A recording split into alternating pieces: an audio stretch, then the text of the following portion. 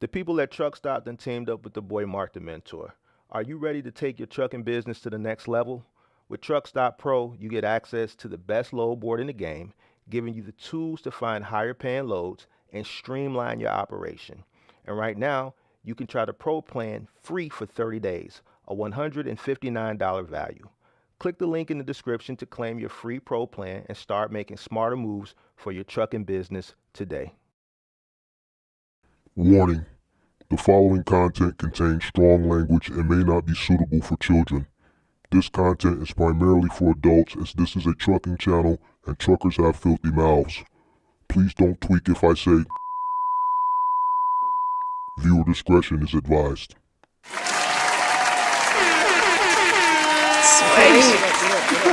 What's going on? What's going on? Come on in. Make sure you guys hit the like button, subscribe to the channel, turn on post notifications, and we back. We are back. Listen, we was just streaming about, what time is it? About 12 hours ago. We did an overnight stream after dark with Mark. Make sure you guys check that out. And the video that we were reviewing, it kind of sparked this live stream.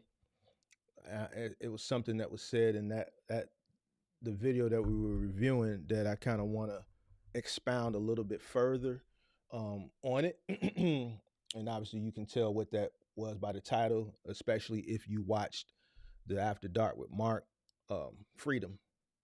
The gentleman said he wanted freedom, and I think a lot of people have a misinterpretation of what quitting your job for freedom really looks like.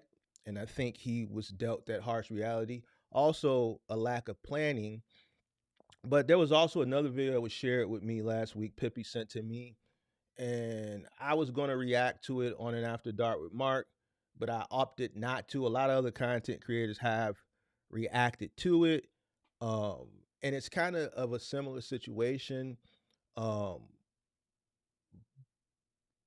but different. And you'll see why.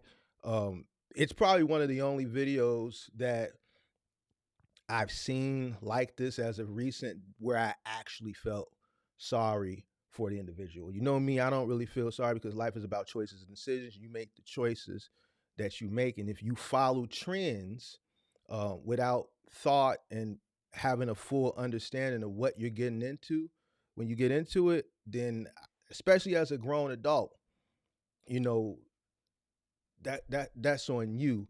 Um, and then after we react to this video, well, I'm actually gonna react to it now. Be kind of coincides with what was said last night, which is what I want to kind of expound on today. So I'm gonna go ahead and react on it. You've probably seen it already. A lot of people have already reacted to it. But then I'm going to do my thoughts on the whole thing after we react to the video. Let's get this roll call. Let's get this roll call out the way. Shout out to Great Polo. Shout out to all the MGM members. What's going on? Shout out to all the MGM. St. Louis, what's going on? Slick Turbo, what's the deal? Representing A-Town. Shark Life Ventures, representing Dayton, Ohio. Jonathan, representing the Boogie Down. Who else? William Sweet, representing Jacksonville, Florida. Shout out to D Jenkins for that super chat. Sweet. That's $50 holler. Appreciate that. Appreciate that. Appreciate that. Appreciate that. Jenkins said hitting that $50 early for that drop link. Appreciate that. Appreciate that. I see St. Louis. St. Louis done changed his default thumbnail to that 30 pack. He done he done put that. He done freeze froze the 30 pack. You got Kirk with the 30 pack in the screen. Shout out to St. Louis. What else? Shout out to Base Osama. What's going on? Goat Logistics representing the DMV. Who else we got? Who else we got? Shout out to Chris P representing ATX. Shout out to Alex representing Texas. Shout out to Jay Stokes representing Michigan. Shout out to Smart representing that MIAO.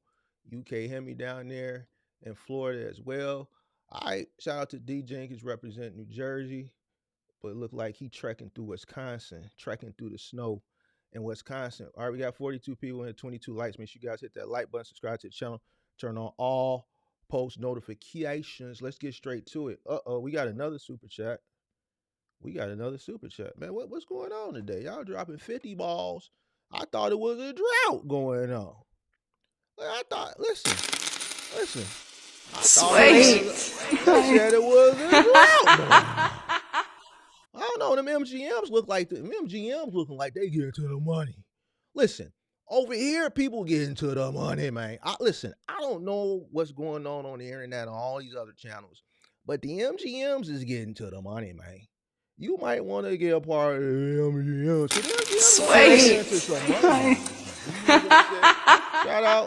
Shout out to Alex for dropping the link the other night. It's all good in the hood. Listen. We working hard over here. Let's get to it. Appreciate that super chat.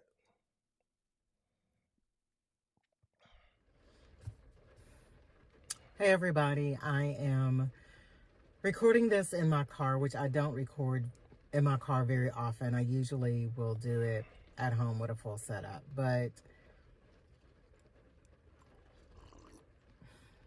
I wanted to jump on. And as you all know, one of my slogans is truth, transparency, and triumph. And I have, been wanting to share things, but it is difficult because I battle with who's going to watch it? Is my family going to see this? Are those quote unquote so-called friends or my foes, whatever, going to see this? But I also say, which is my tagline, I tell my truth without shame and guilt so you can tell yours. Well, I'm going to start here. I've been trying to figure out where to start. I pre-recorded originally a video about me and the first guy that I dated in college. And I scrapped all of that because it was really, the way I did it was boring. I was bored with my own video. But I don't know how long I'm in my car and this is during lunchtime. And I said, Celeste, if you don't do it now, you won't do it. It has been really tough. Congratulations to you, dog. Congratulations, my nigga. That I regret making. I always talk about Atlanta. And I feel like when I left my corporate job, making a good salary, and decided to chase a dream, thinking everything would fall into place, things would be in order, my life blew up. It has not been the same in 3 years. And I've had a lot of thoughts around it, and I may talk longer than I need to, so I'm sorry. And I might have to break this up. But when today was a hard day.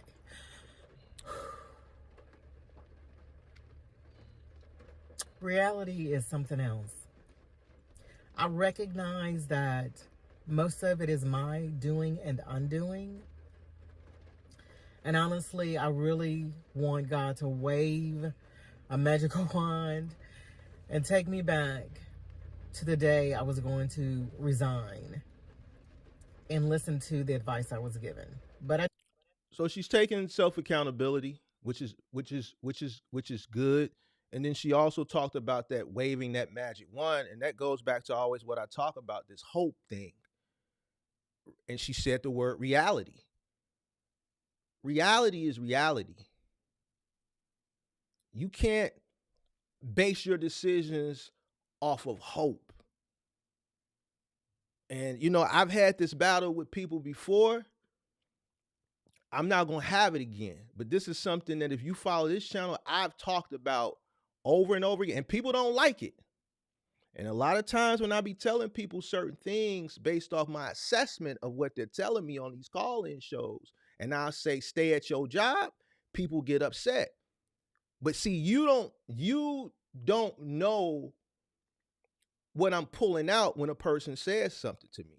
And a lot of the shit that people say, which is why I say keep your job, is they tell me what they don't want to do. A person that's never, started a business and been through the fire with running a business, that doesn't really understand what it takes to get to where they ultimately want to get to, when they come up and they say shit talking about what they do and they don't want to do and all this goofy shit, this is when I be like, stay at your job. Or this is when I be like, you gonna fail. And then you get mad. I'm not being facetious. I'm not being harsh. I'm trying to save a lot of people.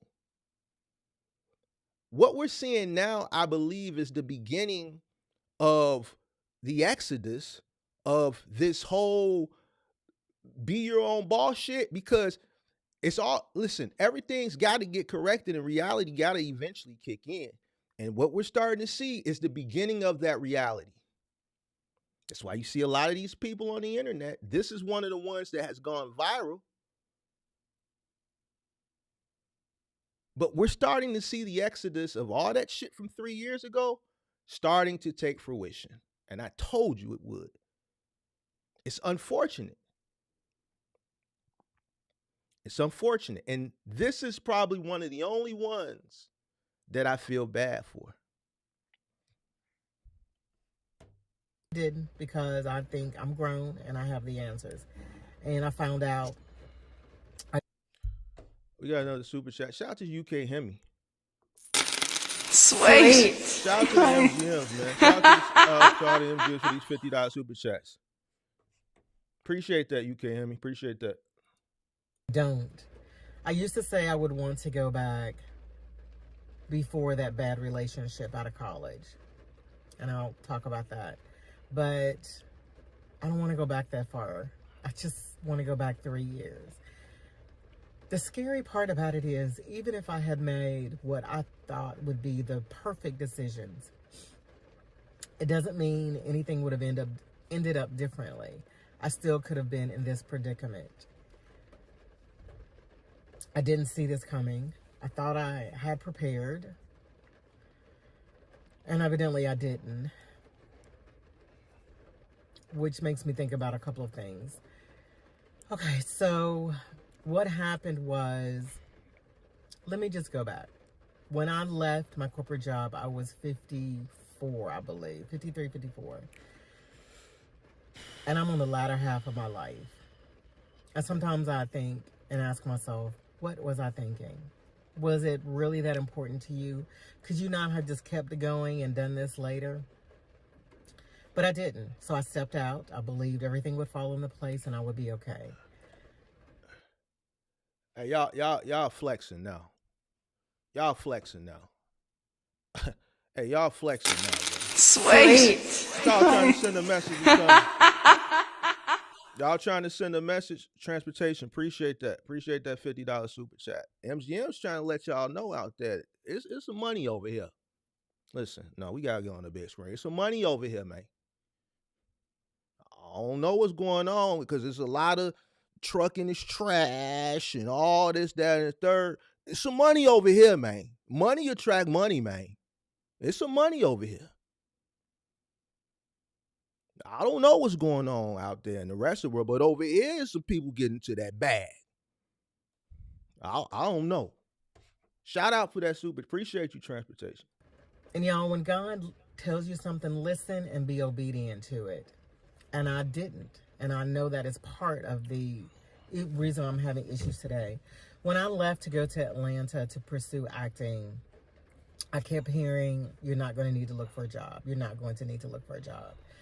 And unbeknownst to me, he had something waiting for me. Before I left, someone here in Memphis connected me to somebody in Atlanta about, working a job. And I started going through the process, the interview, filling out the application, and able to do the job. It was something that was right up my alley. Unfortunately, I allowed myself to talk. I self-sabotaged. And I said, you know what? I can't do this job. I'm going to be acting. I don't know when I'll need off, when I'll do this, A, B, C, and D. Made an excuse because I'm...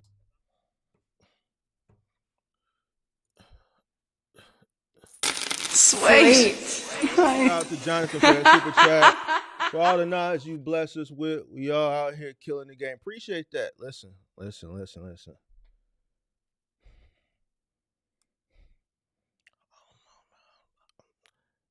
don't know, man. Appreciate all the MGMs. Appreciate everybody watching. Hey, but This is more proof. More proof. Not everybody out here is losing. Not everybody out here is losing. Where's D Jenkins? Where D Jenkins at? D Jenkins in a cargo van. D Jenkins in a cargo van.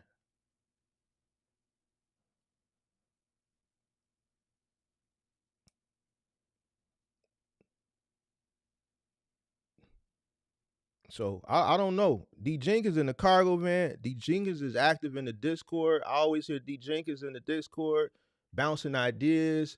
People talk. I remember there was a situation in the Discord where I think Jonathan, somebody had something and it recovered. Like, listen, I don't want to hear all that talk. There's money out here.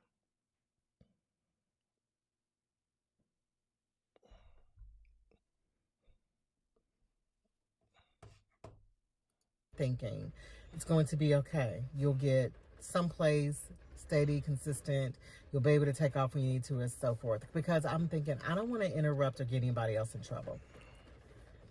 If I had been a little bit more wise and I guess maybe selfish, I would have taken the job without question. That was in October of 2022, rolling into November. I did not find a job until, oh my gosh, September of 2022, almost a whole year. I hustled. I drove DoorDash. I did Amazon deliveries. I worked overnight at Walmart. I did everything I could. And I'm sorry, y'all. I did it's called Insta work. Everything I could.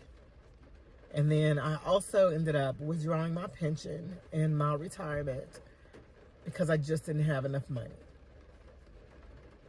And this is not how I expected things to go. I really didn't, because I'd always landed on my feet. And this is the first time I had not.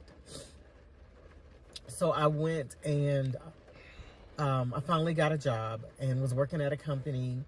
Had talked to them, told them I do acting. You know, every now and then I might need some time off. Because, you know, I wasn't doing like big time. I wasn't gone all the time. It was fine. They hired a manager who had a problem with it. And she didn't want to give me any additional opportunities. She had issue with me. And I'm a worker. I'm dependable. Most of the time I was there, and I would look around and I would see other people not showing up for work, leaving early, coming late, and that's not how I work. I'm going to be on time. I'm going to be on time. I'm going to work my butt off. I'm going to help you. I'm going to support you. I'm going to leave on, I'll leave at my designated hour if I don't have anything else hanging or, over. I eventually ended up leaving in April because she was riding me. And I was like, I am not going to put up with this. Well, sorry, was checking to see if someone else was there. But I ended up finding another job. I was working Amazon in the warehouse. Did that for a while. I actually enjoyed it. I enjoyed it. And eventually got another job. Okay, that was April. In July, started a new job in July 10. It was a contract to hire position. So I was getting on my feet and everything.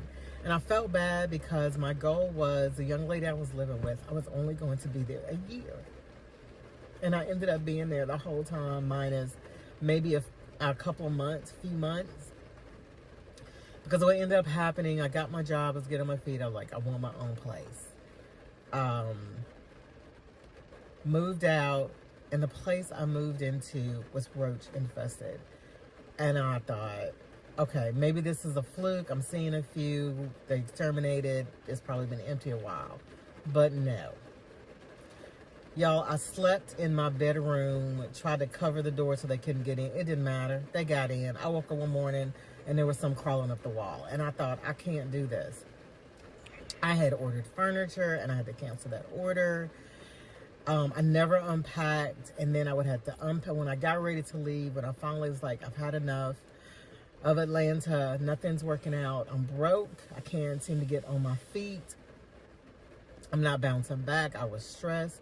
I thought, I'm going home, and I had been talking to my sister and everything. And I hate it because I felt like I quit too soon and I gave up, but I did not. I felt as if I didn't have a choice. So I talked to my employer and she said I could work remote if I committed for 2 years. Y'all, when you get ready to make a major decision, talk to God first. Because you can talk to people and they will talk you out of what you ask God for. Because I asked God specifically, if I could have a job, I could work remote, I could stay with this company, and I could move back to Memphis. Well, in my ear, and then even me, so I can't blame it on them because it was my final decision, I decided not to work remote. I regretted that because I'm thinking I'll go back to my old company. That did not happen, and I'm still not there. I've been back since August of 2024, and it is, what month is this? This is February. The old company's moved on. They've already hired someone cheaper that they can train to do what it is they want to do. They've got rid of somebody that was older with old habits. Same reason why she had the issue with the company that she worked for in Atlanta. Once that new supervisor came in, yeah, she might have been the hardest worker, the person who doesn't call off, this, that, and the third. But employers have problems with older people. It's hard to land the older you get. And she didn't understand that. She thought that she would quit her job in Memphis, her career that she had been working for many years, follow her dreams, which is fine. I'm not telling nobody to not follow their dreams. But those dreams didn't work out in her favor, and now we're here. 2025. I applied for several positions, and I have enough rejection emails from them. If I printed them out, I could wallpaper at least one wall. I am not going back. I don't know what's on my file, but they are not hiring me back. Period. So I've had to live with that. Before I left, my boss told me, don't leave. But I left anyway. Much regret. But here I am, February, and I realized, back in August, I moved in with someone, and it was not the ideal situation. I had conversations with this person before, and I should have gone with what I knew. In the beginning, the person didn't want me to move in, and I should not have. Eventually, she opened up her doors to me, and it wasn't horrible, but there were challenges. And there are other things I won't discuss, but there were challenges. But she allowed me, we set our rent. She was very kind about it and everything because I was still looking for a job. So I just tried to make sure I could give her, what we agreed upon every month. And I did. I got here, I DoorDashed. I did anything I could. Mostly was DoorDash to make money so I could try to keep up with my bills. Something happened and I felt it was time for me to move out. I did get a contract position in October, but by that time I was behind on a few things, not severely. Moved out, got my own place, and I am happy about having my own place because ain't nothing like going home and it's quiet. Run through your house, however you want to. So, decorate how you want to, move things around like you want to. You know what I'm saying. Moved in, just felt that, apply for the apartment, applied, moved in. It's a good apartment complex. The rent is not ridiculous. It's decent in my opinion. Still on a contract position, trying to make ends meet. They are waving at each other. Every now and then they shake hands. And I don't know what happened in the last 30 days. And it just seemed like everything, it's as if the bottom is falling out. And I go through this, God, I've done everything I believe you've asked me to do. I do need to have a little bit more joy behind it. I believe I'm where I'm supposed to be. I believe I was supposed to come back to Memphis. I believe I was supposed to go to this place, do this, X, Y, and Z. Why am I struggling? Where is the support? And I keep thinking back. He set everything up, and I feel like I spit in his face, and I'm being punished. But I know that's not how God works. These are the repercussions of my own actions. And I'm not angry at him, but I am angry with myself. And it's been tough. I have one person who I tell everything to. And I know somebody watching this thinks it's them, but it's not. Sorry, I almost went somewhere. Because I realized you cannot share with people even if they're considered a friend. I just got to a point where I was tired of being stuff thrown back in my face, no support. Sometimes I just need people to listen and let me just have my moment and not criticize me for it. But I'm going to leave that over there. Right over there. Okay, so, but I have someone, I consider her sister, a really good friend that I can talk to, I can call, she'll pray with me. She understands the spiritual things I'm going through, as well as the physical and the financial. And I don't feel horrible when I get off the phone, where with so many other people, I feel like crap. I am hard enough on myself, and it's difficult because I think back to who I am. I went to school on to college on an academic scholarship. I graduated with honors.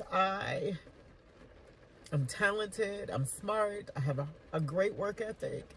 And it's just been hard because I'm not making the money I was making. But God knows I am so grateful to be working. And I've just panicked because I'm trying not to resort to any of my old ways. I don't want to borrow any money. Because of course my credit has tanked. My life to come back together. And it's hard. And I think, oh my gosh, I am 7 years on the other side of 50. And waiting for this to work out is hard. And I don't know what I'm going to do. She kind of laughed at me because I said, you know what? I'm at the point where I want to give away what I can give away, put all my stuff in storage, and live in my car. I don't want to do that. Please, God, that is not what I want. I don't want to do that, but that's what I feel because I feel like that's the only way I'm going to catch up and get back on track. This is hard. This is harder than I thought it would be, and it's the first time in my life I have felt like I don't have an out, that I'm stuck and I can't move, and that is suffocating. And it makes me, in this wide open space, claustrophobic, life claustrophobic, and it's difficult. I love my job. I mean, it's not anything to write home about, but it's peaceful here. I get along with, I get along with the people. My manager here is great. I cannot complain. Everything that has happened are the repercussions of my actions because I chose to chase a dream. And I feel like I did it the wrong way. So here I am. I'm sitting in my car at work. And I said, record the video. Somebody I watch and used to follow, I don't follow anymore. I won't call their person's name. But they were a financial guru, said something. Basically, if you haven't accomplished or gained or whatever, you shouldn't be on YouTube. You shouldn't be talking about your life. You need to basically saying you need to wait until, you're all set and you're good and you can go back and talk about how you made it. Y'all, I'm in it. And I'm going to record while I'm in it. And this is hard because this is in. You know why I kind of agree? I don't know who that is she's talking about. But it kind of resonates with me and my channel. And why I agree with that person is for one reason, because when you're going through it and you're going through the learning curve yourself, it's easy for you to mislead somebody else. When you've gone through the fire from point A to point Z, you can kind of guide a person better without misleading them. This is why I'm so blunt. This is why I'm so blunt. Because I can tell you something, you can disagree, and like we've seen so many times, even as of recently with the situation with the guy on Kirk's channel, he had to come back and apologize. And it's not because, you know, this whole crushing dreams thing, that's bullshit.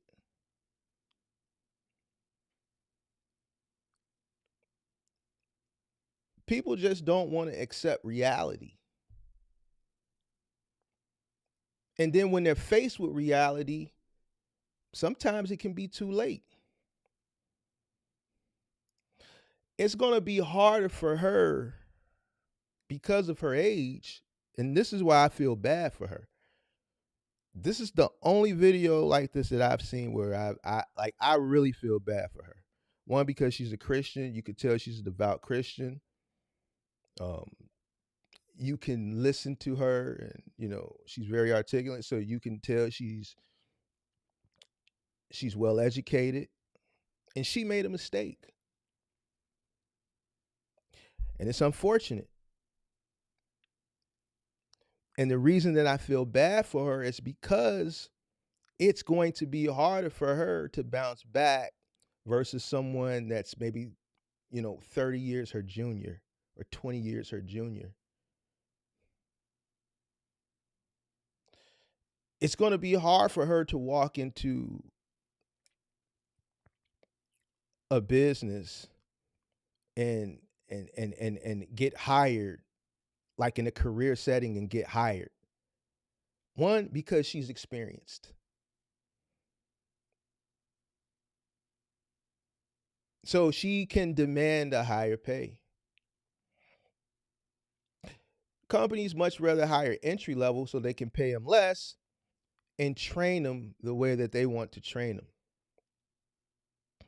She can be threatening because of her age and her tenure in her field.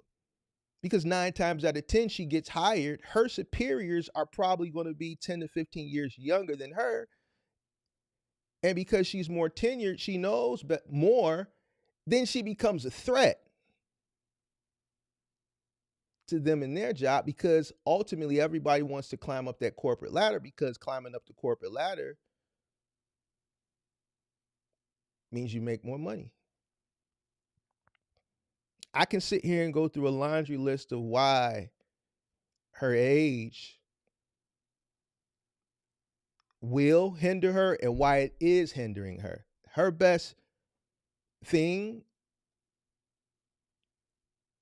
obviously now, and if she would have came to me, I would have told her, and a lot of y'all would have been mad at old Marky Mark, just like y'all was with Daniel, but ain't there none of y'all reaching y'all pocket and help Daniel pay his rent? And y'all was mad. And the only thing I was telling him is what I would have told her. Risk tolerance. At her age, even without children, especially in the field that she was leaving, or the field that she wanted to enter into, it's hard to break through as an actress. I understand why she went to Atlanta. You got Tyler Perry Studios down there, and it's Black Hollywood. So her chances of breaking through in Atlanta versus Hollywood obviously are higher. Great. Still tough. At her age, she's typecast as an actor. She can only pay the older aunt, the older mother, the grandmother. She's typecast. It's not versatile. I'm not an actor, but I'm old enough to watch films and watch TV shows to understand it. So she's limited even in that field based on her age. She's typecast. This goes into, the weighing into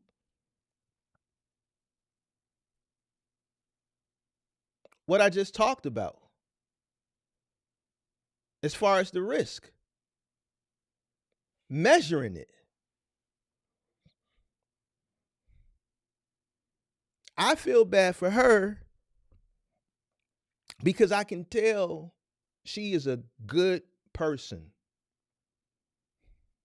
that made a really bad mistake. And it's unfortunate.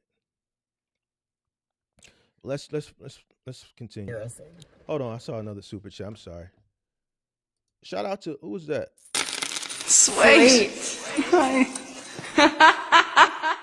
He says, new to the industry and channel, your videos knowledge have been powerful, definitely educational and helpful in my decision to get started with Shark Life Transfers. You get the real and don't sugarcoat nothing. Appreciate that. Appreciate all the super chats today. Y'all showing y'all behind today. I appreciate y'all. This is not how I thought my life would be. But there are so many other things I know I have to be grateful for. I'm not, I don't have any, I guess, crazy, I'm not homeless. I'm not homeless. I still have my car. But, I'm just tired of robbing Peter and Paul to pay Andrew, who now wants his money. I know, it's crazy the way I say those things. But I'm tired. I don't want to borrow. I don't want to ask my family for help. Not that they would. Not that they would have an issue with it, but I'm too old. I need this to come together. I need this to work out. I need to know that God is with me and he's working this out. And I just don't realize it yet. And a lot of times I isolate when things are bad. And it's hard because I feel alone. I feel like nobody understands. And when I think about my own situation, I think about people who have children who are trying to make it and they're doing the best they can. I don't know how people do it. And they make less than I do. I'm sorry. They make less than I do. I'm so sorry, y'all. I need a napkin. I'm so sorry. Man, I feel bad for her, man. And they make it. I'm not on any assistance. I can't have any assistance. It's just me. And as far as the government is concerned, I do not have a poverty level. I'm not at a poverty level. But I got on to record this because if I don't, I would not have the courage to do it later. I'm going to try to get on tomorrow. I've got another series I'm doing called No Eating Out. And part of the reason of no eating out was I realized how much money I was wasting. So I am doing and making steps to get my life back in order. And that's where I am. I don't know where you are, what challenges you have financially or wherever else in your life. But and I hate to say it this way because it was like, don't be telling me that. Keep the faith if you are a disciple of Christ. Keep your faith. Know that God is with you. He said in his word he would never forsake you or abandon you. And I always go back, and then you have to read the whole scripture. It says, I've never seen, I'm going to mess it up. The righteous begging bread. I messed up that scripture. I just ruined it. But just thinking about that, I'm so sorry I'm sniffing, but I have to remember God is with me. And through this, I have to trust that he is working it out. I don't know his purpose in allowing it because he could so easily put me a check in the mail. I've seen him do it before. I know how God works. I have an experience with him. I have a relationship with him, and he's done miraculous things in my life. This is just a different season for me. for whatever purpose, and the places he has me going, and the church he put me in, and the job he put me in. It is uncomfortable to an extreme point that I have never experienced. And I feel like I can't move. Oh, I didn't finish. But I told my girlfriend I was going to put all my stuff in storage in my car. And I said, if you and your husband happen to see me parked outside, don't worry about it. I'm in my car. I'm sleeping. That's all. I just need to sleep. She started laughing. But that's a joke. I have to joke about it. But I wanted to encourage you. I don't know if there's anybody out there who is at the point I am where you feel stuck, even though you know you're more than capable of doing. You've done all that you can do. That's what I'm looking for. You've done all that you can do, and you don't know what else you can do. By the way, y'all, it's raining. I'm in the car. I'm sorry. You've done all that you can do, and you don't know what else to do. I don't know what to tell you. I don't want to say hang in there, keep the faith, but I want you to. I am, even though I'm crying and I'm sad and I'm frustrated and I'm angry and working on forgiving myself for the decisions I made. I don't know where you are. If, yours are repercussions of your own choices, forgive yourself. Please forgive yourself. If the Lord leads you in a specific direction, just be obedient. It's tough. But I worried about making this video because I know what people have said about me. And I look in the mirror and I think, they were right. And here I am. But I have to trust that God has a bigger plan.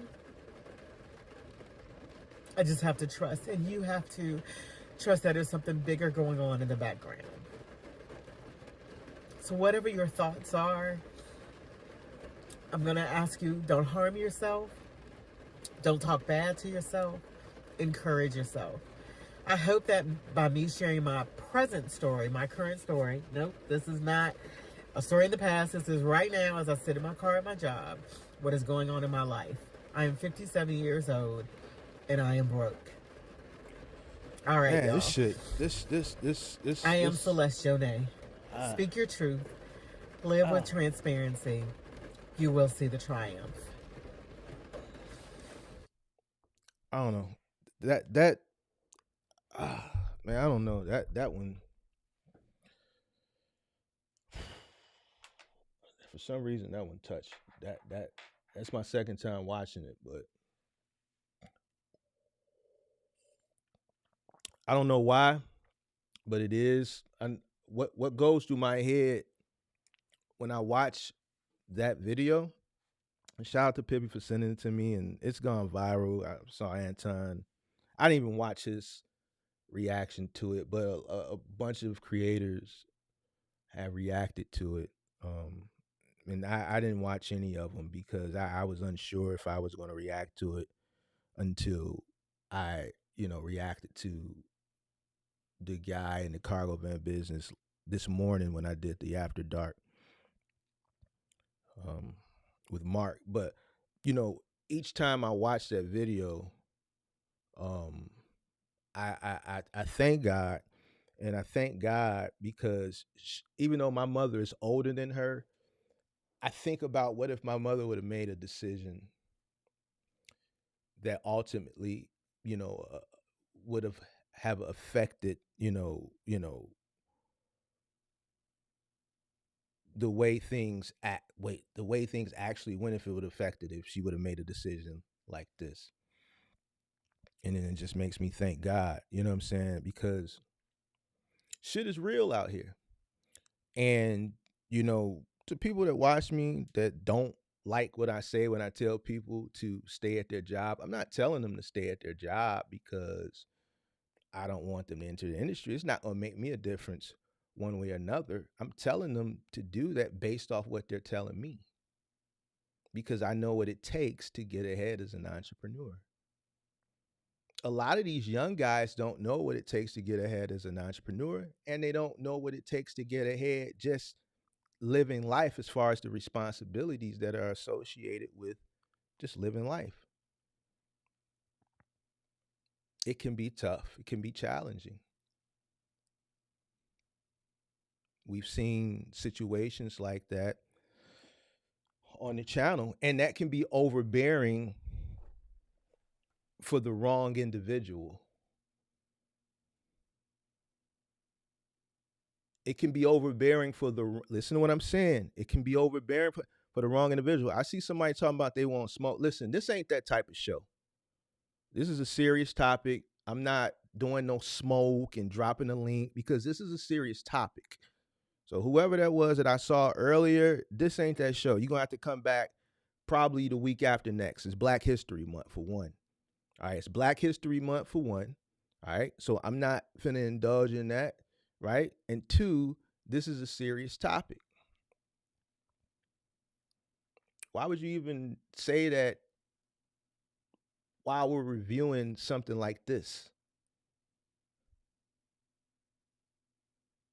I'm not doing it. Not today. So let's talk about this whole freedom thing. Let's talk about it. The myth of instant freedom. Because now I'm about to cook. And, you know, I've talked about this, just to reiterate, for at least about a year to, you know, people being upset. But we're seeing the exodus now. And it's unfortunate. But here we are. In our modern culture, especially us, freedom is frequently portrayed as a reward for taking a bold step for quitting your job. You see people on the internet rewarding people for quitting their job or quitting their career. And a lot of the people that influence people to do that, they don't provide them a plan, and they don't provide them any assurance or insurance in case it doesn't work. We've seen situations like that. Movies, books, social media celebrate those that break away from the norm, right?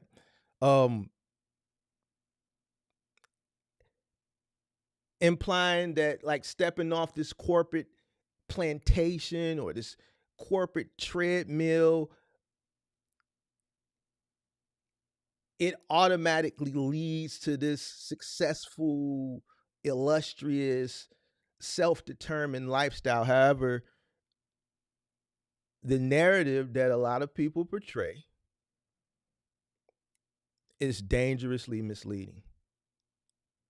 This is why I'm adamant, and this is why, even though, you know, at the end of last year when I was talking on this topic, people were coming into my comment section with all this dumb shit, I still stood on business, and I'm still standing on that shit now.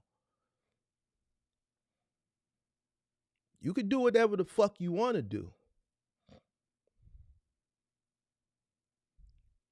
But I'm not going to tell nobody to follow their dreams if, one, they don't got a plan, two, they don't got resources, three, when I listen to them and I measure their risk tolerance, they're not in a position to do this shit. I hate to keep using Daniel as an example, but he's a great example. People will push you off the fucking ledge, like I tell people, still using the same person example, and every time, none of them motherfuckers have reached in their pocket. I always say life is about choices and decisions. How many times did you hear her say that shit? She said, I'm in the situation based on my own choices. And even though she said people told her not to do it, and they were right,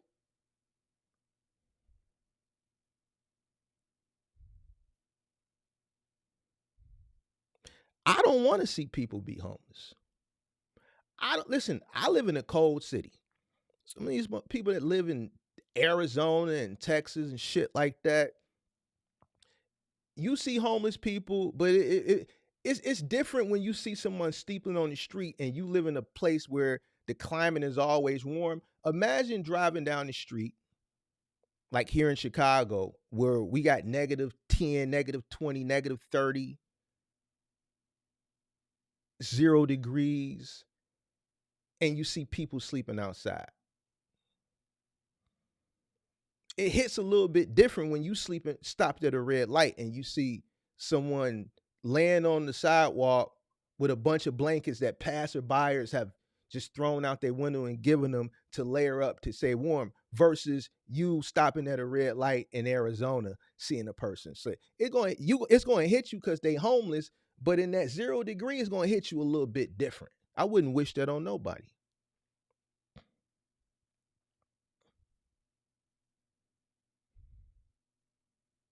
I wouldn't wish that on my worst enemy.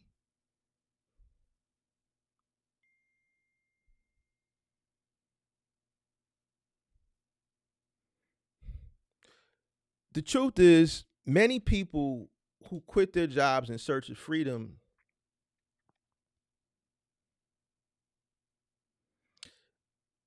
quickly discover that the path they envisioned is riddled with unexpected challenges.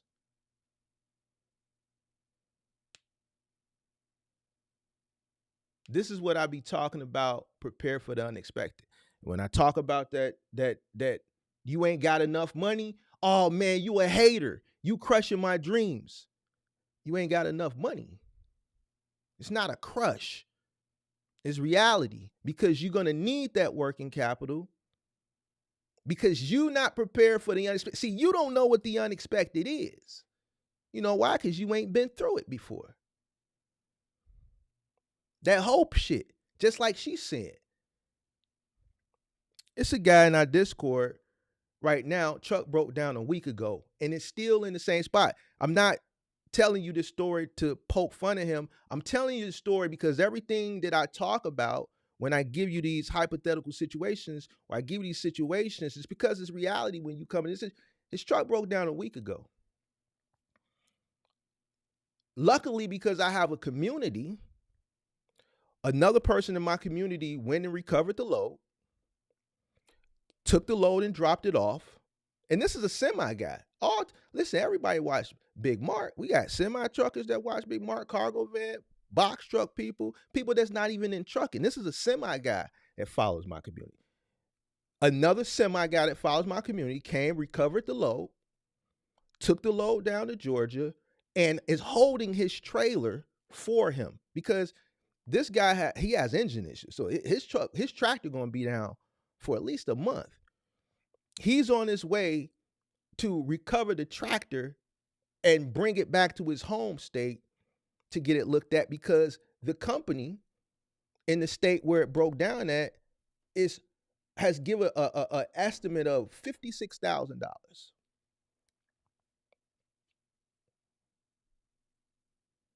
And guess what? This guy is not even a year in. So technically, he's still in his rookie year on the new.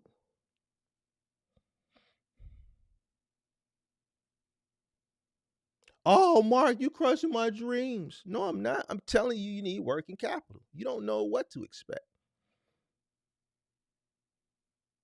You sign for a truck to make payment on the truck, and guess what? Oh, I got a warranty. Well, what if the repairs exceed the warranty? Like we're seeing in this case, because this guy got a warranty too.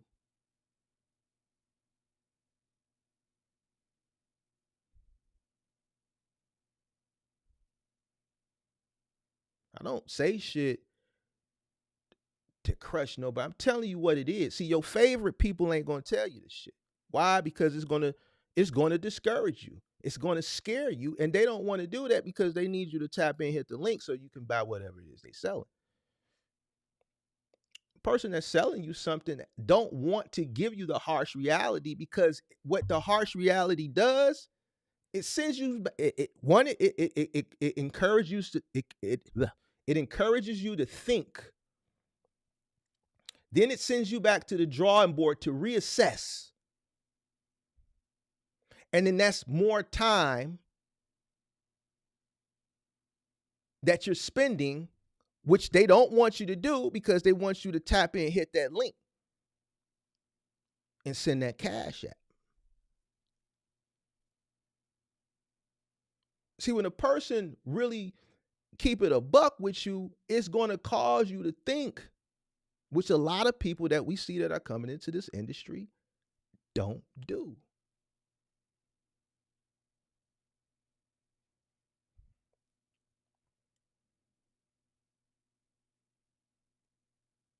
This illusion of immediate liberation, because that's what it is. It masks the reality of a solid plan, financial cushion, and leaving a stable income source.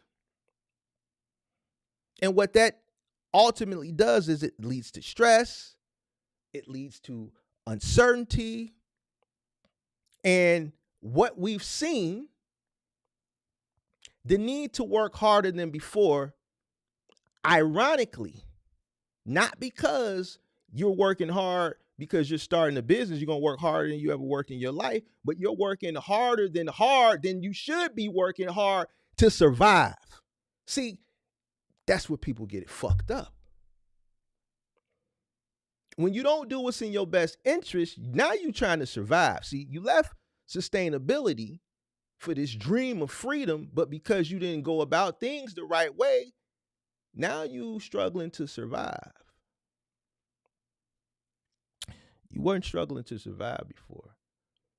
Can you come into the business and sustain without having to struggle to survive? Of course. But those are the people that go about things the right way. Either they start from humble beginnings and work their way up and don't over leverage themselves. And the people that do come in at the top, those are the people that are smart and they make sure that they have the tools needed so they don't have to fucking struggle. And that resource is capital. You get mad at me, but every time we see it don't even take a whole quarter. Man, Mark, you was right. Man, Mark, you was right. Damn, Mark. What you thought? You had the magic potion? No. This is why I'm like, what we talking about?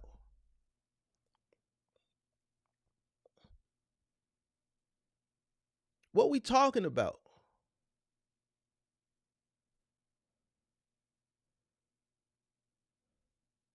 This time freedom thing. See, that's the situation at the heart. Everybody dream of having more time for ourselves, and I talk about this all the time. But you gotta buy that shit. That shit ain't free. This is like I said on the After Dark After Mark. That shit is not free. You gotta buy that shit.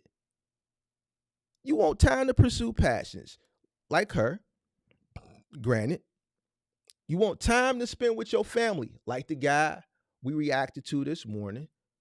Or you just want time to just enjoy life and do the shit that you want to do when you want to do it without the constraints of a rigid schedule. I get it.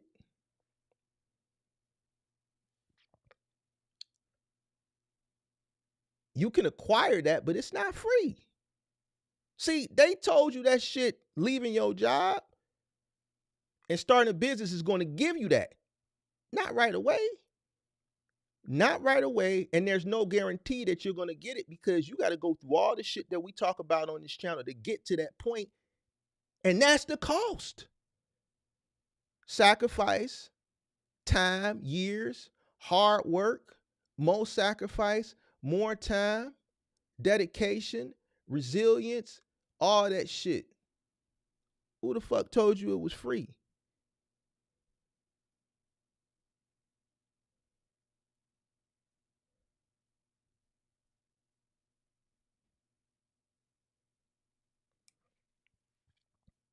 This kind of why whoever that person was that told her that she said she don't follow no more, you know why she stopped following him? Because what he was telling her was absolutely right. And when people tell you things that are right, but you have these dreams and these hopes, and you feel like that person is beating you down and crushing your dreams, you don't want to hear it. But he was right. How can you successfully and effectively provide someone else with the tools that they need to make it in whatever it is when you're still trying to figure that shit out for yourself? This is where the misleading comes from. You ain't been through the fire. And guess what? It's people mad at me right now. I seen some shit recently, man. I don't listen. It is what it is. It is what it is. The truth, yes, TBZ, the truth hurts. I was once a person in my early 20s, and I thank God that I went through it earlier in life, and I saw the light early. We all got to go through it. Some people go through it later in life. It is what it is.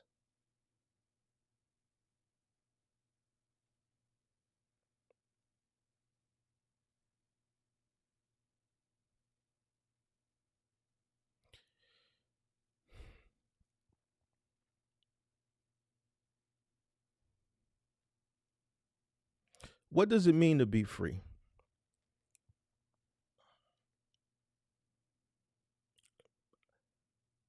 The ability to control your time.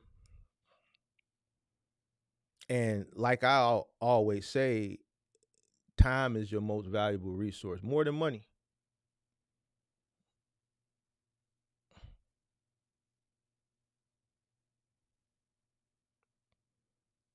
More than money. Time is more valuable than money. I say it all the time.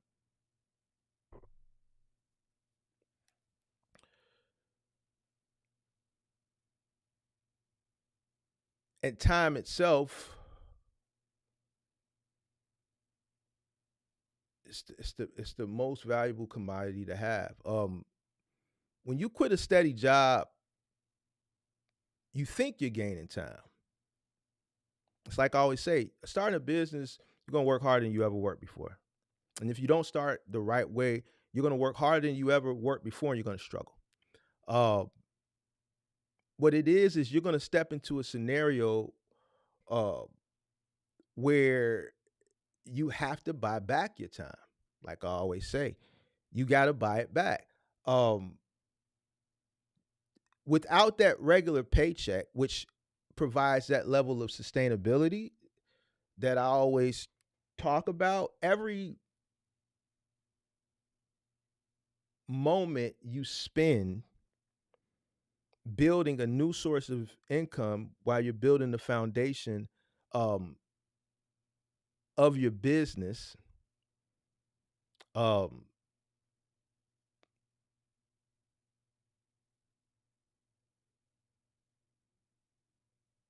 or maintaining your lifestyle,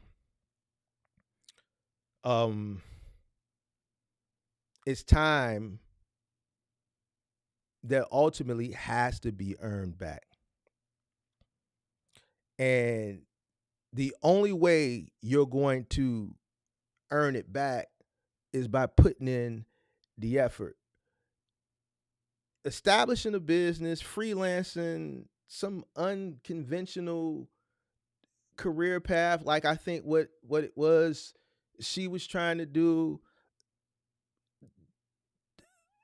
The process, more times than not, and I'm trying to be politically correct because I'm trying like I'm gonna be straightforward, but I'm trying to put it into context where people understand it. It's not gonna be a leisurely one. And see, that's another thing people think. Resort back to case study, the 28-year-old.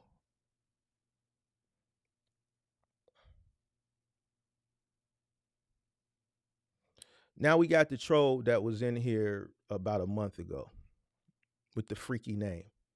See the freaky name troll? See this guy? He was in here on one of them live streams about a month ago. All right. We're gonna let him play a little bit longer, and then we just gonna go ahead and zap him. Check this out, big dog. Keep on playing while I'm cooking on a serious topic. So if you want to continue to do your little intermittent troll, today ain't the day, big dog, or you ain't gonna get a chance to intermittent troll. I'm gonna let you live, but don't play with me today. Don't play with me today. You want to continue to play these troll games, I'll let you do it intermittently, because you only do it intermittently. But today ain't the day. Check it out. It's Black History Month, and we talking we trying to save some people. So chill out. We gonna get to you. But it just ain't gonna be today.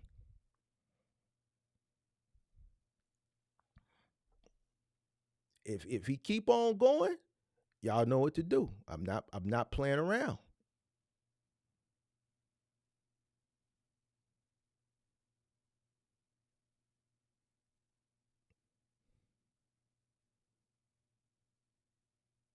Let's talk about the hard work and the sacrifice, which are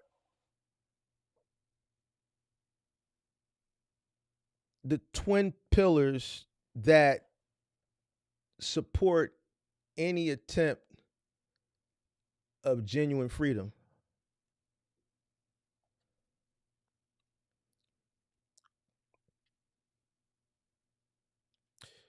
Quitting your job is definitely going to free you from the daily grind of, corporate routines, or if you like a blue collar worker, like a factory worker, or a vocational worker like an electrician or a plumber, or a welder. It'll definitely free you from that grind, but it doesn't free you from the responsibility. And this is what I be trying to tell people. I tried to tell Daniel. I tried to tell so many people that come up on this channel. See, you're going to get free from the work, but you're not going to be free from the responsibility. Mark, what you mean the responsibility? The bills.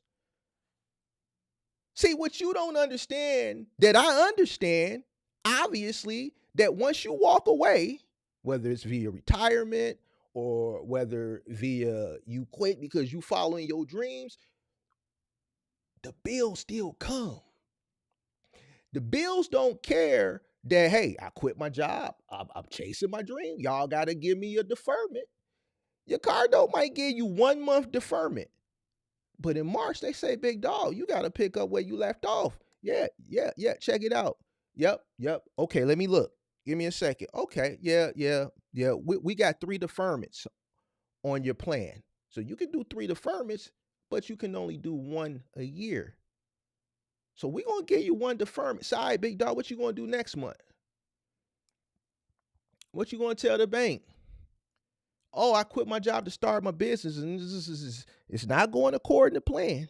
So I can't pay my mortgage. Listen, landlord, Mr. Landlord, sir, I can't pay my rent because I quit my job to start my box truck business with my $3,500 or my $5,000. And, I'm on the new. This guy Mark says I'm on the new, so I'm on the new. And none of these brokers are giving me any loads. It's been a whole week. My authority went active and ain't nobody messing with me. I thought I was going to come in and make a nickel the first week. And I was going to take some of that and put it in my tank. I was going to factor it. And then I thought I was going to take $1,500 and pay my rent. But Mr. Landlord, sir, it didn't work like that. The responsibilities don't go away. The responsibility is still going to be there. See, the difference of working a job and working for yourself, there's more uncertainty when you work for there's uncertainty when you work for your job. There's more uncertainty when you work for yourself. Can you handle that? See, you don't like that talk. But see, we going through the exodus of all that bullshit that people were selling 3 years ago. We starting to see the exodus of that shit right now. It's happening right in front of your eyes, and it's playing out right on social media. Just like it got sold to you on social media, it's playing out on social media.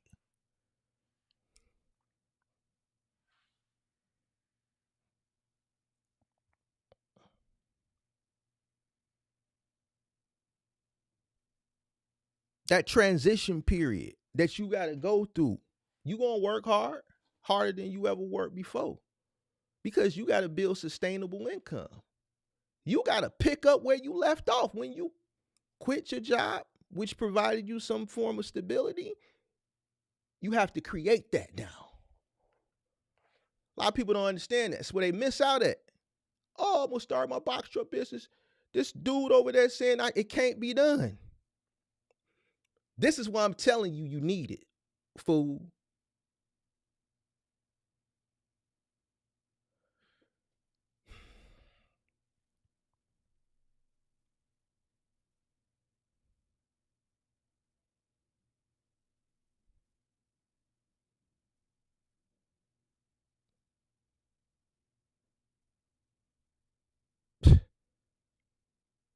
It takes a lot, bro. Starting a new business, learning and adapting to the change, which is the that conquering of the learning curve, which is costly. It's not free. People don't understand that. Without the structure of a traditional job, you're responsible for continuously updating your skills and staying competitive. Another thing, this is a competitive landscape. Yeah, I know you was told start, get your LLC, get your MC, go on a load board, and then in they video they was scrolling and you saw all those loads and shit. That shit looked sweet, didn't it? There's more to it than that. This is highly competitive.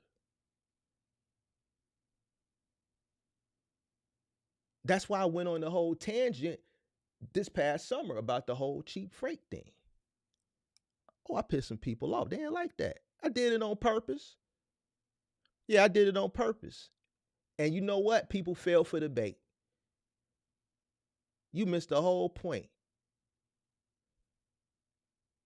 When I say, yo, somebody gonna take your food off your plate, it's because somebody is. If you thinking it's sweet out here.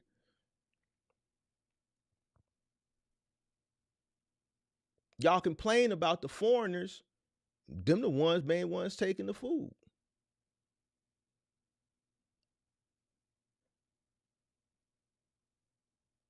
You like to call it the game, play the game.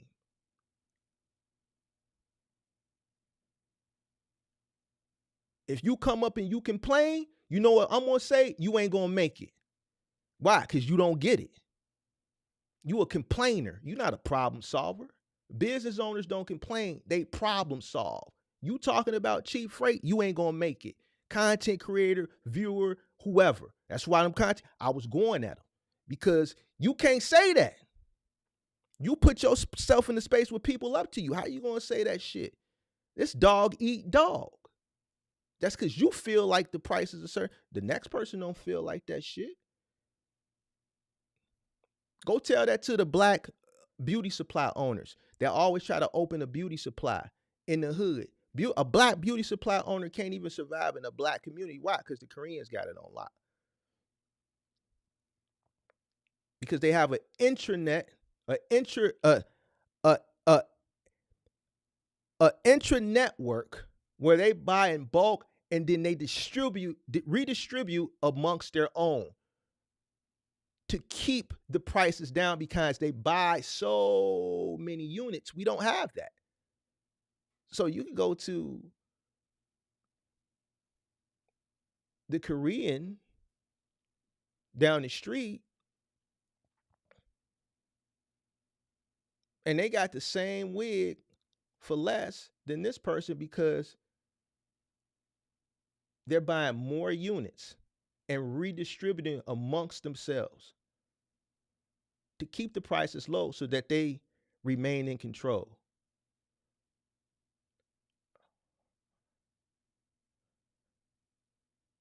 Now it's just like them complaining. You just don't know how the game is played. See, when you know how the game is played, then you win the game and you don't sit up here and complain. When people complain, I don't give a fuck who you is. I'm looking at you like this. I'm giving you the side eye. Oh, you don't know how to play the game. You ain't no dog.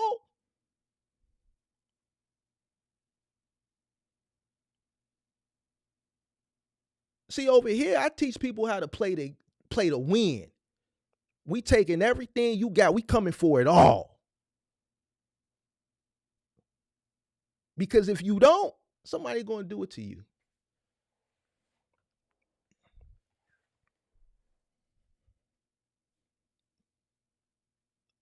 How long you want to be out here fumbling around?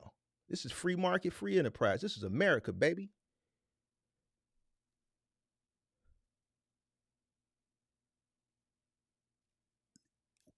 It's right there.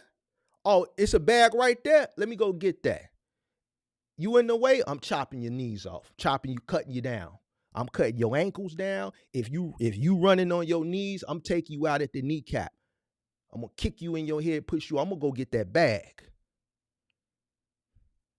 I already told you, let your truck break down, and I'm in a 3PL, and we covering the load. I'm trying to take it, man. This truck been broke down for a week. He ain't went and rented the truck, man. I need this. He don't want this route.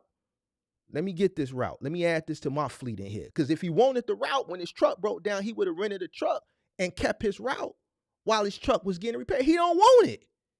I need that. Mark, you bogus. So be it.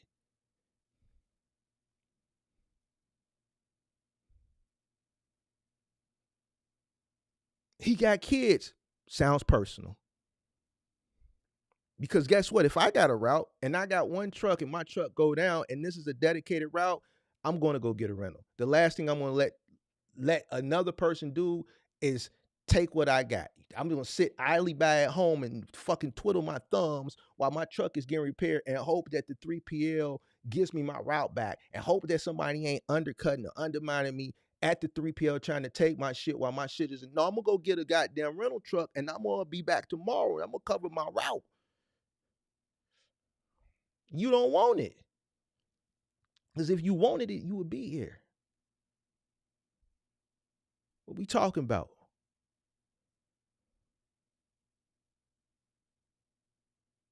What we talking about? Everybody talking about this business. You don't know what it takes. You ain't got it in you. And a shoe only fit if the shoe fits, then wear the motherfucker. You know me, I don't.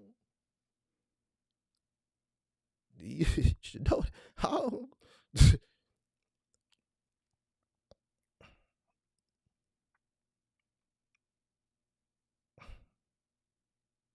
You know, a lot of people get into trouble. They make tough decisions based off emotions because they don't do what's in their best interest initially. So when they come in, they make these bad decisions that's driven by emotion because they're in survival mode.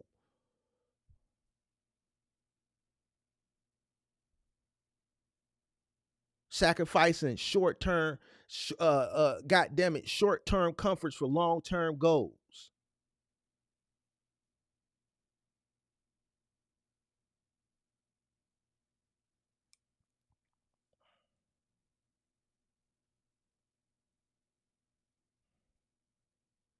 The freedom that so many people seek is often contingent on your ability to diligently and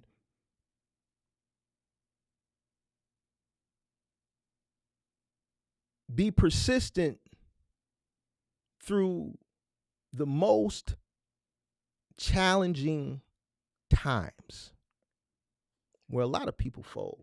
One, because they don't have the resources because they didn't do what was in their best interest. Choices and decisions, poor choices. And it's unfortunate that she made a poor choice, especially at her age.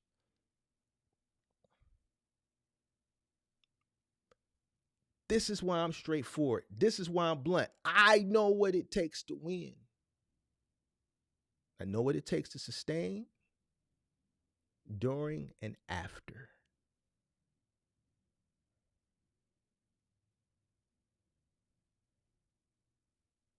Why I always say life is about choices and decisions. I gave one of those guys a few months ago, I forget, I think it was Talk with Walk. He wanted to scale. I said, man, you were on the brink of failure twice. You clicked the link, and I was able to coach you to turn you around. I said, think about those times. Think about your darkest times, your hardest times when you was on the brink of failure. By keeping those moments embedded in your head, every time you go to make a decision, think about your darkest times. That's going to help you make better decisions. Whenever I got to make a big straw purchase or an investment or something that's risky, I always think about my darkest moments,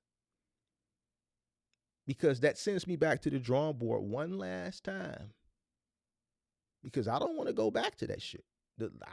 Listen, I'm too old to be getting back on truck, lifting shit, rebuilding. I'm too old for that shit. I don't want to deal with people no more. I don't got the patience to deal with these YNs. I can't do it. So every decision I make it carefully, because I don't want to deal with the YNs. I don't want to deal with the YNs. I don't want to be lifting. I don't want to be carrying. I don't want to do none of that shit. We passed that shit. But I could make a bad decision that could lead me back to that. So I think about it. I think about all those years. And then I go beyond that. I go back to the 80s. I remember when mama was struggling as a young school teacher.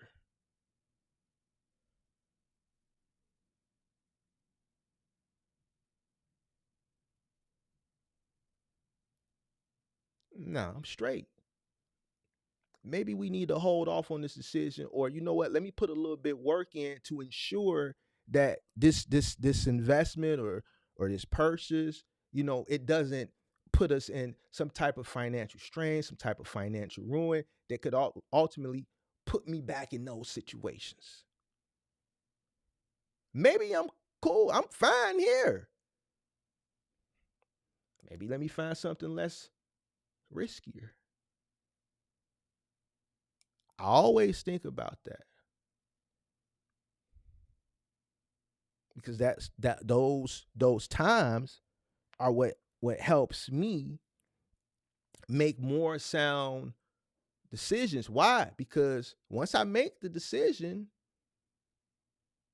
the results, or however it goes, is going to be based off of that decision, because life is about choices and decisions.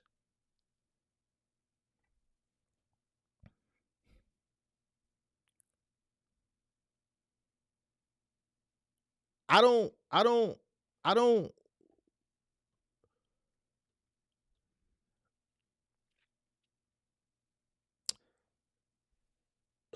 I'm really, I wanna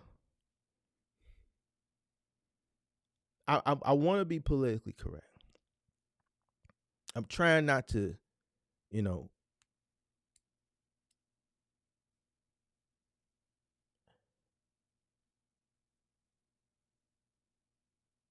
most critical aspect of this journey, right, that people embark on when they leave their job is for time freedom, but it's really for financial, right? Because you need the finances in order to sit around and do nothing all day, right? Without a robust financial strategy, the dream of freedom, as we've seen, can turn into a nightmare. It can turn into a nightmare. We see it happening. We've seen it happen with people on the channel. We're seeing it play out. There's a whole economy on social media right now that's the reverse of what we saw 3 years ago.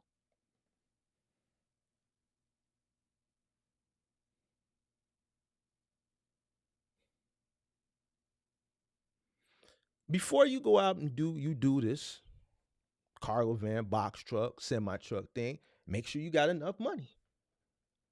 I don't want to hear this struggle shit. We come from the struggle. We gonna make it work. See, when you so used to saying that and hearing that in certain situations, I understand now why. But when it comes to this, it don't work.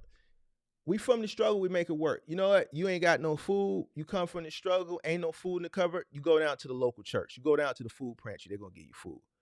You make it work. You go get on Snap, EBT, make it work. There's things in place and situations. You get put out, you got kids, you get to the top of the line, you can get you some bids at the shelter. The church will let you sleep in. We're going to make it work. I get it. When it comes to business, don't work like that. There's no quick, yo, I'm stranded. I don't got no capital. I'm stranded. I started this business with just enough money to get in, and I was gonna run this first load and factor it, which I did, and then that money was gonna reignite or infuse me to fuel up with diesel to get to the next load, and I'm just gonna start stashing a little bit away, and it's gonna work. But you own the new. You still going through the learning curve. And this is a situation that's happened multiple times on this channel. I got pictures. Some people have come on the channel and told their story. Some people have said behind the scene and sent me pictures. You didn't secure the load properly. And now you're not getting paid. I've heard this story so many times, I can't count. There's so many people that have come across this channel. First load didn't get factored because they didn't secure the load properly. Didn't get paid. Out.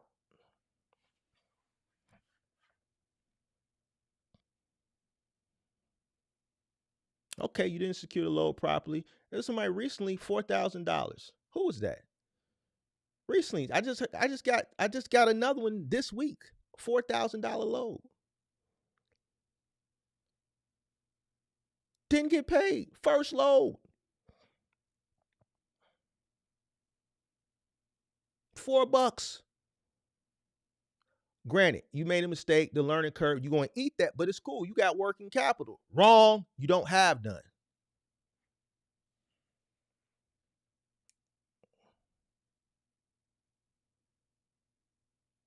You was banking on that to keep going, to continuously to reinfuse the business and cover your living expenses. Now what?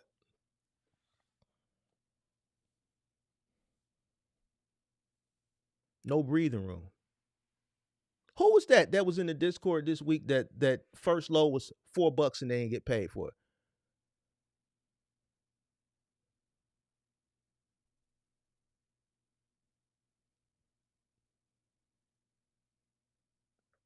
Don't know how to secure your load properly, which completely understandable. You know, it's not something that, you know, it's not understandable. You know, you on the new. You may not know how to ratchet. You would be surprised. Like, man, I don't understand. Like back in the day, like people just don't understand how to use ratchet straps.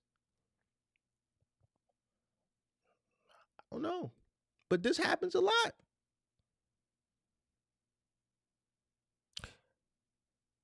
When you run your business and you do survive I call it the jinx periods, year 1, year 2, you get out of those periods.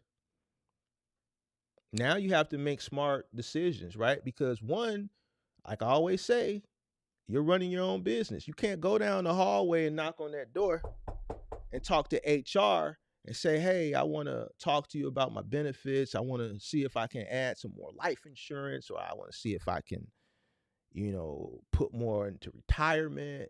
It's it's up to you to do all that. It's up to you to have an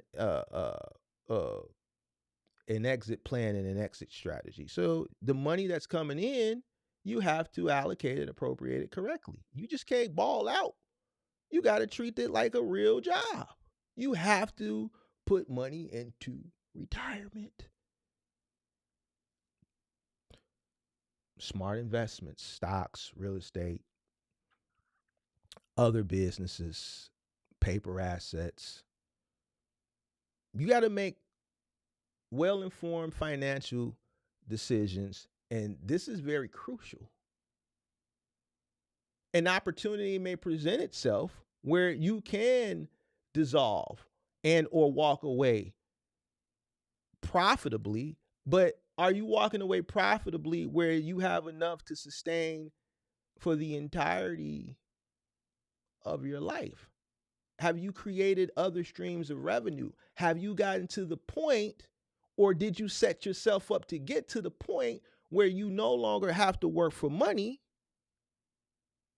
but you've created and generated enough money and streams of revenue where money now works for you?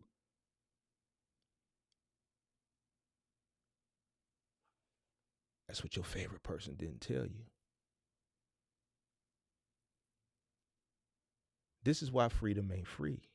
You have to earn it, and it costs. You have to buy it.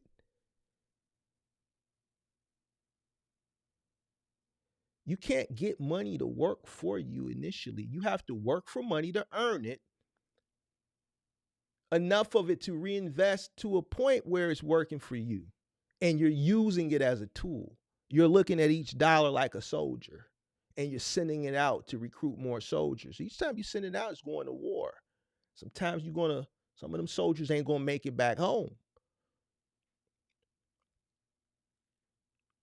But if you have a good plan and the right investments, those soldiers are going to go out and they're going to recruit more soldiers and bring them back to base.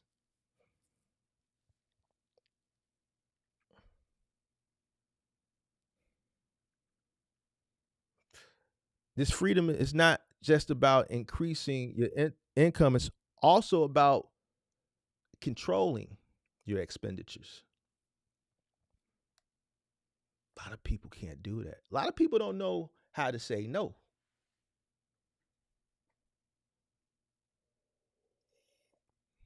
A lot of people don't know how to say no.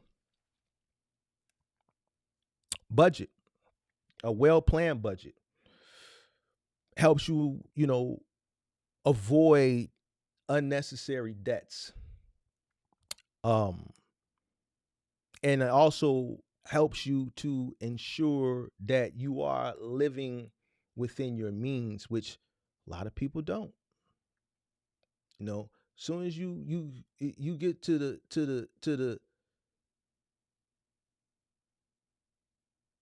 a point where you start to see a bulk of money come in, now it's, let's go spending all the things we ever wanted. But a lot of people don't think for the future, and the future doesn't necessarily have to be just years down the line, retirement. The future could be next month. The future could be next year. Why? You're a business owner. Yeah, it's going good now, but it ain't going to be like that forever. Oh, Mark, you talking negative. No, Mark is talking reality, because that's what business is. Oh, you're going to go through the fire. What you set aside for it? Or you going to be the person like, oh, man, I'm finna go blow this bag because I'm going to get it right back next week. I finna run these 2-3 loads. I'm finna blow this bag this weekend. It's Man birthday. I'm finna turn up for Man. Yeah, I'm going to get this section.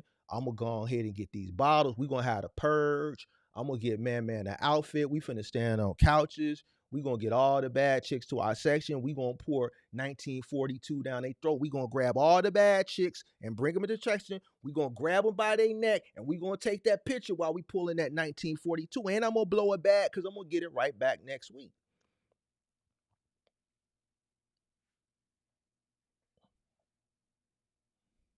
Y'all know people like that. They gonna do what they want because they say, "Oh, I'm gonna get it. I'm gonna make it right back anyway." We all know people like that. Don't worry about it. I'm finna blow this bag because man, I just got this elbow. You know, I'm finna go get this pound. I'm gonna get it right back.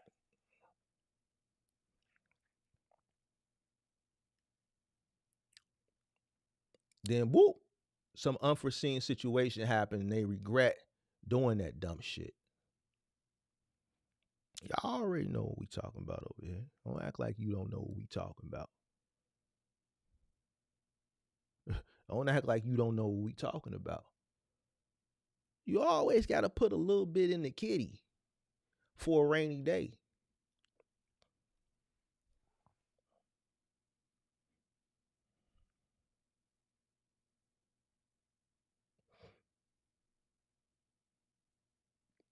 This is something that I've talked about in the members only in the Discord. I kind of harped on this around this time last year.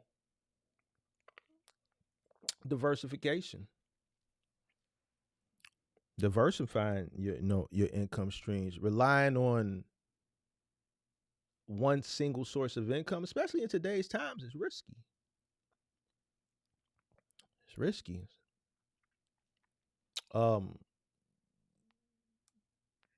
The reality is in today's time, you have to have multiple streams of income.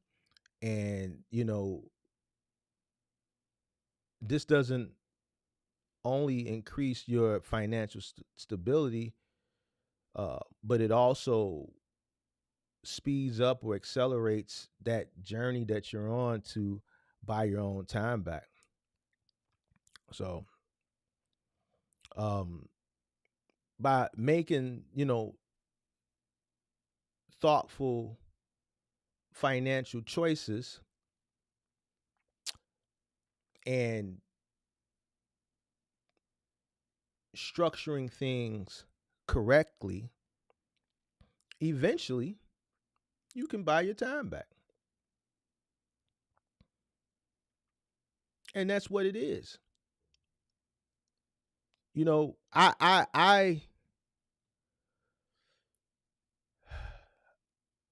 I want people to, and I talk about this all the time. You need to plan meticulously.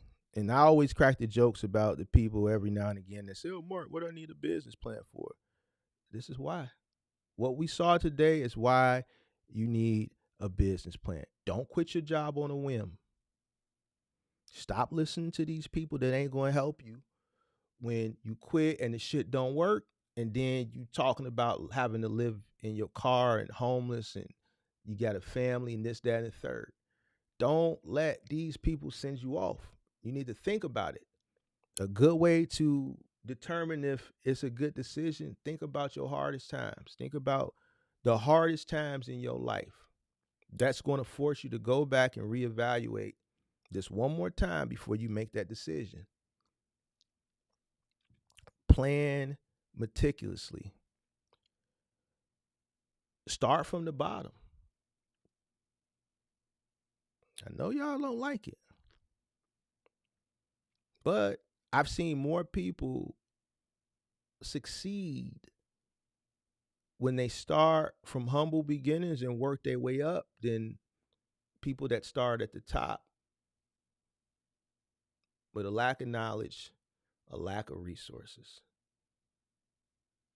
Majority of people that I see start down here and grow succeed.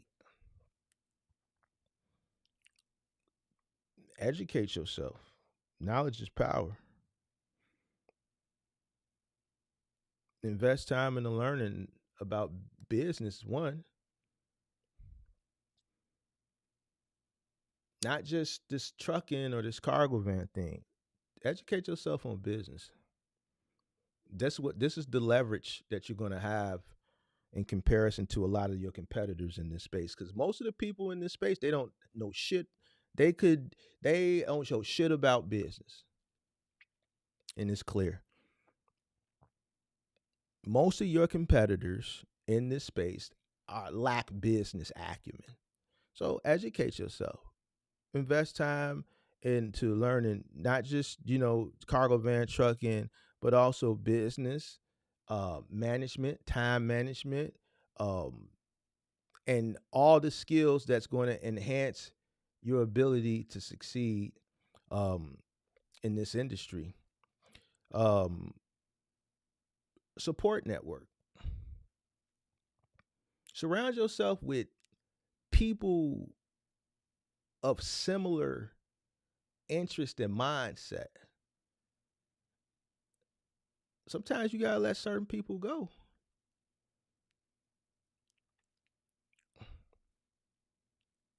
You gotta surround yourself with people of a similar mindset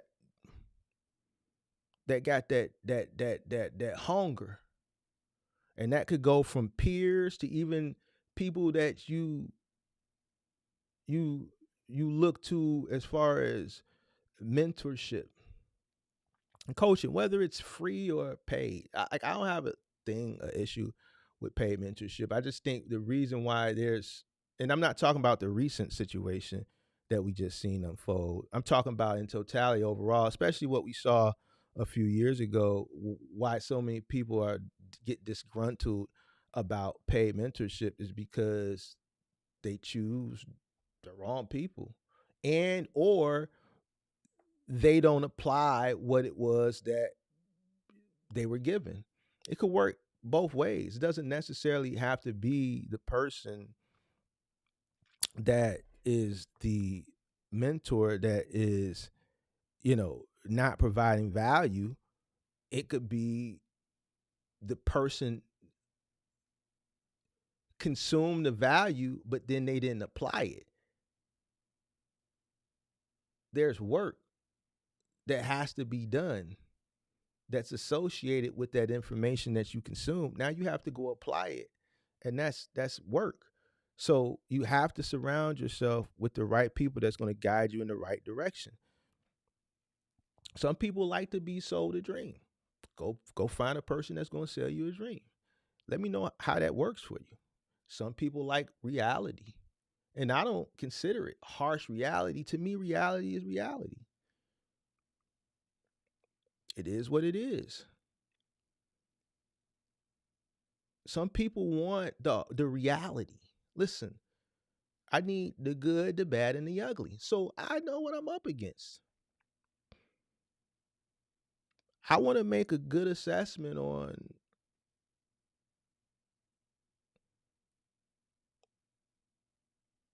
if this is what I really want to do based on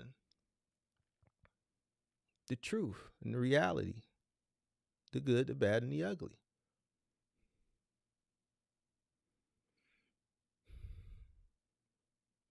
Flexibility. The guy we saw last night. What I always tell you, and see, this is the shit that I be telling people, and they get mad. Oh, you gonna fail. Why I tell them they're gonna fail? Not flexible. You can't start a business and not be flexible, especially at the beginning. Let me ask you a question in the audience. What is it called when you work a job? When you work at a job and you're told to do something and you don't do it. What do they call that? What's the term for that? I watch Isaiah be the first person to answer it. What is it called when you're told to do something that's your job and you don't do it? You refuse to do it. What is it called?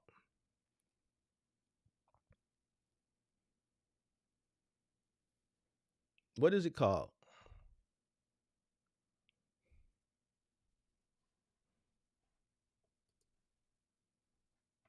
Insubordination. Glenn got it. Well, who got it right? Glenn's got it first. Glenn got it first. Insubordination. And what happens in most cases when you're insubordinate on your job? What happens in most cases, a lot of jobs, what do they do when you're insubordinate? Shout out to D. Jenkins for those gifts. I didn't see that. Appreciate that. What happens when you're insubordinate on your job? Fired. A lot of jobs won't give you that verbal, written, final, then fired for insubordination. A lot of jobs, if you're insubordinate, they're just going to cut you. Some will reprimand you, will give you a verbal or a written, and some will, man, go home. Not every job is going to give you that verbal or that written. There's industries that will, it's industries that will immediately tell you to punch out.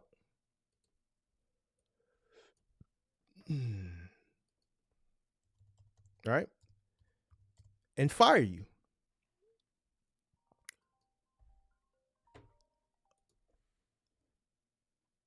Why do they do that? Let's speak from the industries that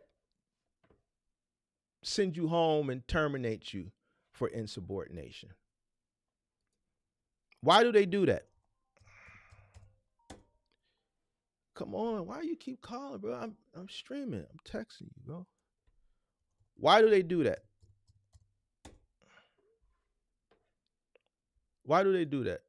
Zero tolerance policy. You can get somebody else to do it. Why? Let me just get straight to it. They need something done because they need you to meet the needs of the business. Whatever it is, they need you to meet the needs of the business. The business requires something. They need you to do it. It is what it is. You're here to work. We need you to go do this. Yeah, I know you work in the stock room, but the floor is busy. The salespeople are selling, right? We need the salespeople to continue selling because this is what gets people to get to the register. We need the cashiers to ring at the register because we need that money to exchange hands and go in the register. This is how we stay a multi-billion-dollar company. So we can't pull them. The cart attendant didn't show up. So what do we need to do? All right, let's go to the stock room. Listen, ain't no carts. We need somebody to come from the stock room to go out and push carts. Well, this ain't my job. I stock shelves. Well, the cart attendant didn't show up. We need people to, the sales associates, well, why don't you get a sales associate? Because they selling. We need them to sell so that we can pay you. Well, what about a cashier? They collecting the money. So now that we did a process of elimination, pull somebody out the stock room. We can stop stocking some shelves or folding some shit in the back or stocking some shelves in the back. Go on out there and push them carts. The carts got to get pushed. Nah, I ain't doing that. That ain't in my job description. All right, do me a favor. Punch out. Go home.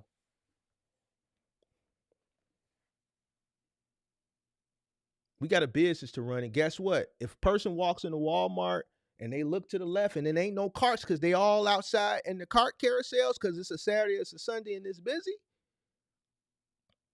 that's an inconvenience for people to have to turn around and walk back outside and get a cart. So you're insubordinate. Punch out, go home. Don't worry about it. Somebody else going to do it, and we're going to remember them.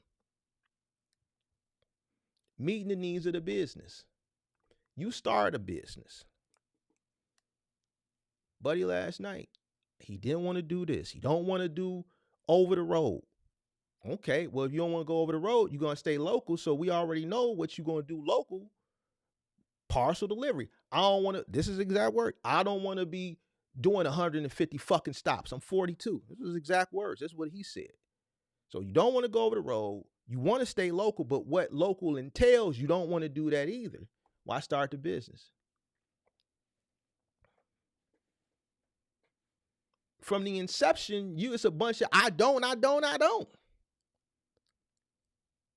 You're not flexible. You're going to do whatever the business entails. You the owner. A motherfucker don't show up to work. Guess what? You got to get your ass out there and get it done, or you ain't going to make no money. What we talking about? So when people come up, like Youngblood came up last month, I had to, man, what it is, bro, I don't want to talk to these guys no more. That's what the job entails. You're going to have to talk to brokers. You're going to have to deal with personalities of the people that you employ or the people that are leased on to you. Yeah, you hear the complaining and shit. This what you signed up for, big dog. Deal with it.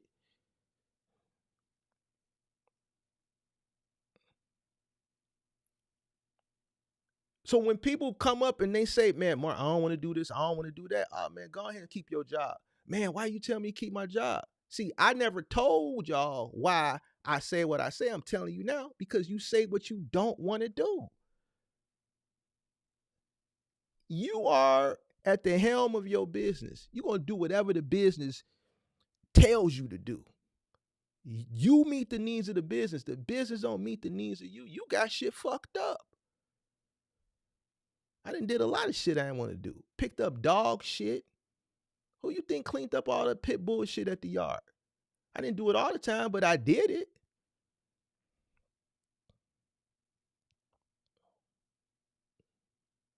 Lifted shit, unloaded trucks, loaded trucks. Phone calls, discrepancies, settled disputes.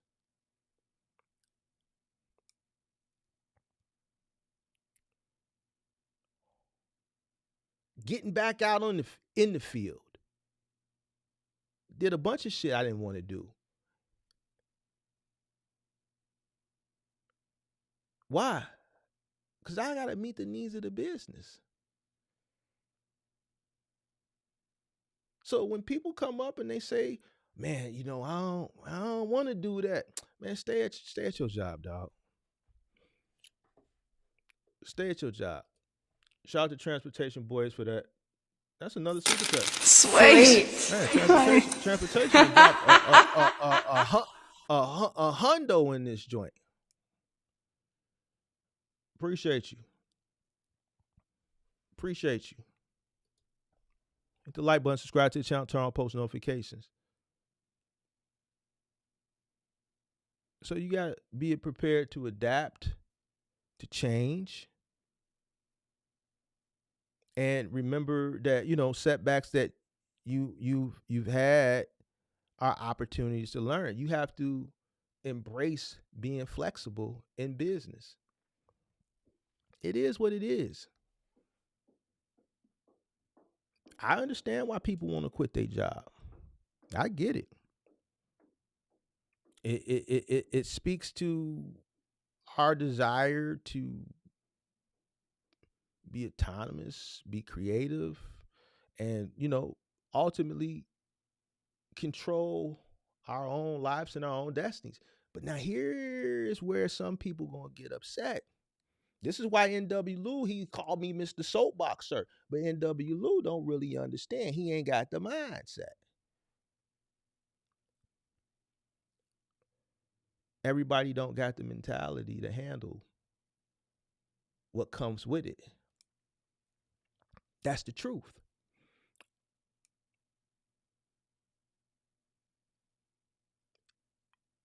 People romanticize this notion of a carefree, a spontaneous life and don't understand that freedom is not free. There's a calculated trade-off where you have to invest work, hard work, personal endurance, sacrifices, and make intelligent financial decisions to truly reclaim your time. Period.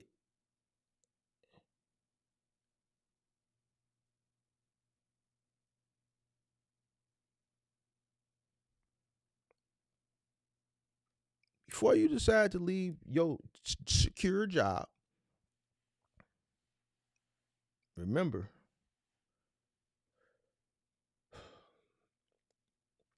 and this what we watched today, you know, was sad. The challenge that a lot of people think is the walking away. That's not the challenge. The challenge is what lies after. And the thing about now is we're seeing that everything that was perpetuated a couple years ago is starting to rear its ugly head. That whole economy of be your own boss has flipped to what we saw today. There's so much content now similar to what we're seeing, what we saw today. It's damn near equal to what we saw a couple years ago. So before you decide to leave and walk away, just knows what comes after that. The obstacles, the planning, the dedication, the financial management. It's a journey that can lead to a life of independence and fulfillment, but you have to go about things the correct way.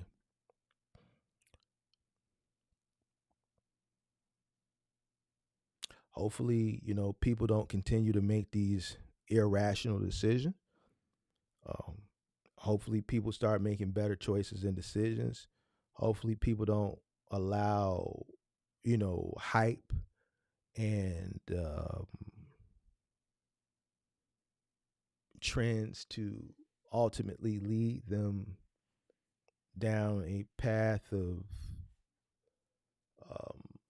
just heartache and pain. Because as we see,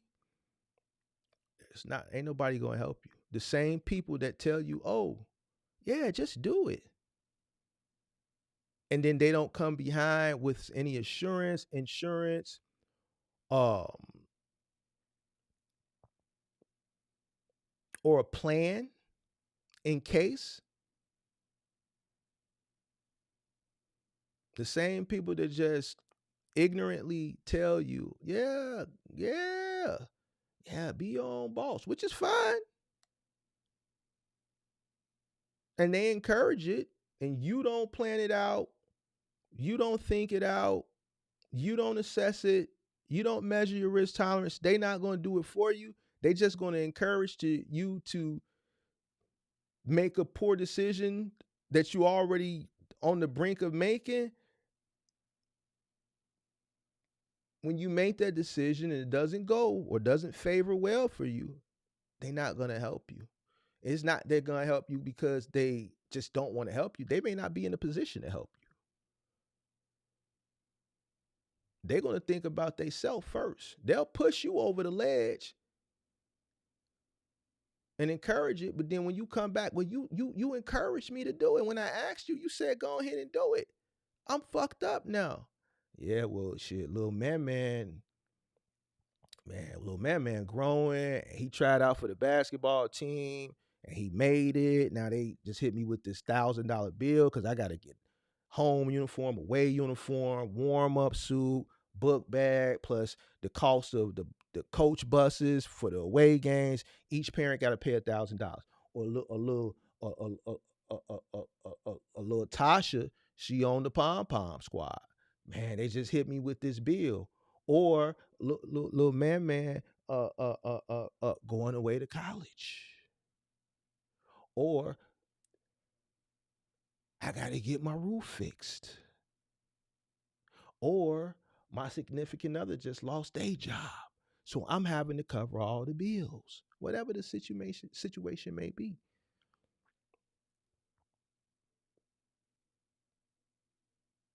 Life is about choices and decisions. And you have to measure your risk tolerance. Not saying don't do it, but a lot of people are doing it ignorantly and irrationally because of a movement and a trend that we're starting to see backfire. And that's it. Shout out to Kenneth. Kenneth is the person who I spoke about earlier with the $56,000 truck repair. So,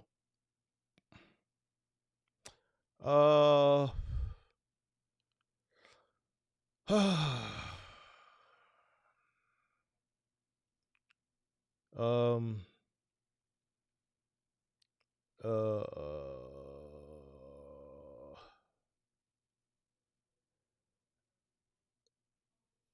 can get somebody else who will listen. Zero tolerance policy. All right, y'all.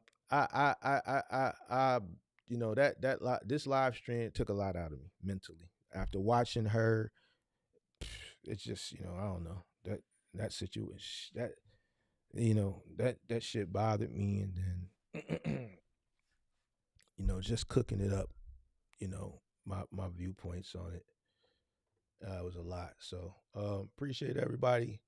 Make sure y'all have a and my voice. Hold on, I gotta acknowledge this. Shout out to who was it? D Jenkins. Appreciate you for gifting those memberships. To those 5 people. Shout out to everybody that left a super chat. I'm just gonna run through them again.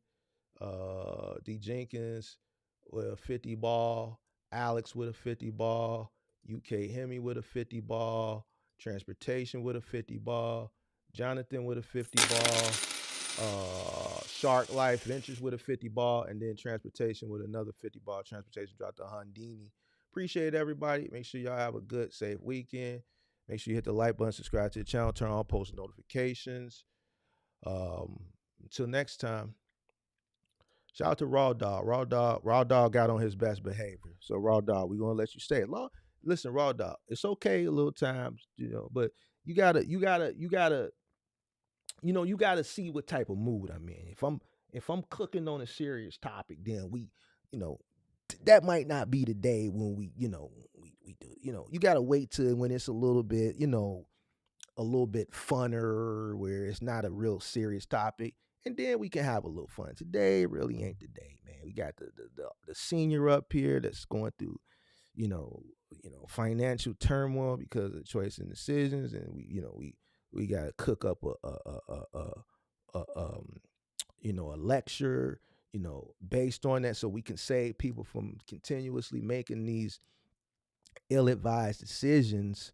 So it's just, just reading the room a little bit better. But I appreciate, you apologizing and you on your best behavior. So kudos to Raw Dog.